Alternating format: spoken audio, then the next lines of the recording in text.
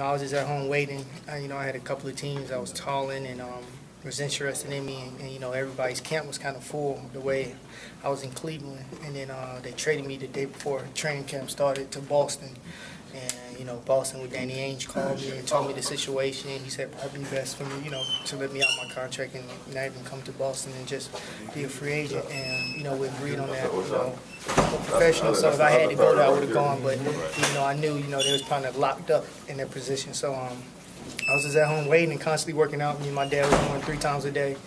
But it's a lot different going individual, and then now you're thrown out there into like a game stuff, and everything's going pretty fast. But it's just an adjustment. I picked up on the plays pretty quick. A lot of the same stuff that everybody in the league pretty much runs. So it just knowing and getting to know the guys now. Where everybody likes the ball and stuff. With the injuries that they have here, what does this opportunity present to you? It presents a lot. My whole thing is to come in and fit in. I'm a pest out there on the court. Every time I step on that court, I'm going to give it 120% on both ends. I love the game. So whatever it takes for this team to win or whatever they need for me to do, I'm going to go out there and do it just because I love to win, and I never want to disrespect the game of basketball. How much have you played off the ball in your career? I played a lot, especially when I was in Chicago. When sometimes I played with Derek and with CJ. Because of my scoring ability, knocking down shots and stuff, have them coming off and spread the court, and it, just knock down open shot. At the end of the day, the game is knocking down open shots, and that's what I kind of work on, and that's why I kind of take pride in beating people off the dribble, but also drawing to and creating for others. And with this team and the way it's set up in the offense, it's kind of like set up the same way we were in Chicago. So everybody can bring the ball up. You just gotta know where your spots is at. Kind of thrown into the fire. They got a game tomorrow. What do you think your availability will be? Oh, I'm ready. When it comes to basketball, you throw me out there. I don't care if I sit down for 2 or 3 weeks or a month. You throw me out there, I'm going to give you everything I got. I just look at it as another day in the office.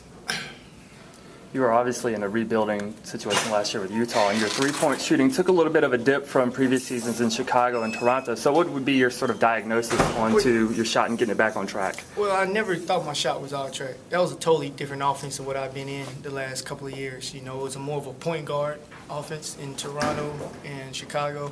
And in Utah, it was your typical Utah offense, a lot of screens away. I mean, I never set screens on bigs before in my life. And all of a sudden, I was setting more screens than I ever did in my life and playing and coming off. So it wasn't really for the guards to come off and create off the pick and roll. It was more ducking in, a lot of post-ups, a lot of cuts, a lot of screens. I enjoyed my time there.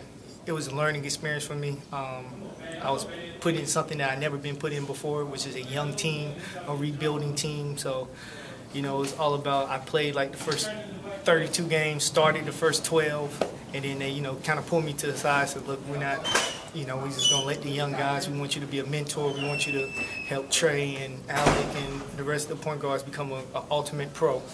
I'm in the locker room, I'm kind of telling them, I see this, go off this side, it's a single side tag, explain the stuff they, is different from college than when you get thrown into the league, it just reads, and I don't regret nothing. I say my journey always takes me somewhere, and I've been trying to get here for 2 years with the Wizards. So, I just kept praying, and look, it finally happened.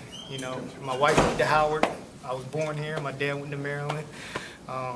It's just somewhere I always wanted to be. After I left Chicago, I really always wanted to come here. I just saw the way this organization was going and the way the team was set up and how they was flowing, and I saw, something I wanted to be a part of. So this wasn't the first contact you've had with them or anything that you've been trying to make this? No, it wasn't. When I was a free agent going after Chicago, we had discussions, and then Eric Boehner, and I ended up signing with Toronto. And then after all that, same thing the following year. But, everything happens for a reason. So, I'm very religious. So I always say God had the perfect timing for me.